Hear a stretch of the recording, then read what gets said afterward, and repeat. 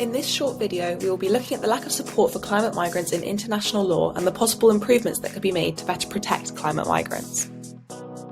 Let's start by looking at the provisions of international law currently in place for climate migrants.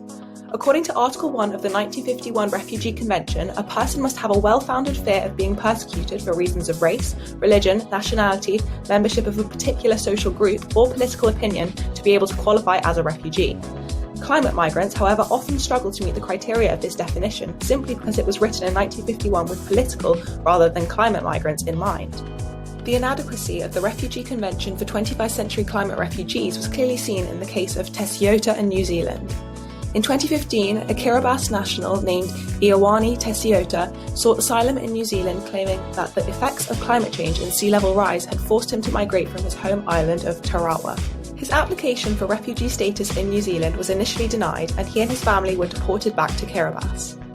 Mr. Tessiota then took his case to the UN Human Rights Committee, arguing that New Zealand had violated his right to life by deporting him because the climate crisis posed a direct threat to his life.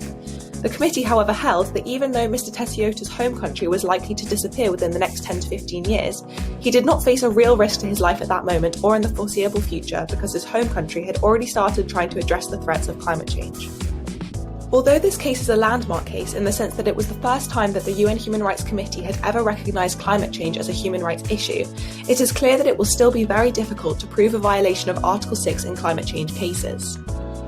As Australian lawyer Sinclair Blakemore noted in a recent article, Kiribati has long been recognised as uniquely susceptible to climate change. Consequently, if the impacts of climate change in Kiribati do not meet this threshold, it is difficult to think of what situation will. So what can be done about this issue, and how can climate refugees be better supported? One solution would be to rework the definition of refugees in Article 1 of the Refugee Convention to make it better tailored towards climate migrant situations. However, some academics argue that this would be difficult, and it might be easier to create a completely separate standard of proof for climate refugees. This would involve expanding human rights law to add specific provisions in the Refugee Convention concerning climate migrants. Either way, it is clear that the current provisions for climate migrants are inadequate, and that urgent action must be taken to improve the status of climate migrants in the long term. If you enjoyed this video, please check out the other videos in our series and consider following us on our other social media platforms.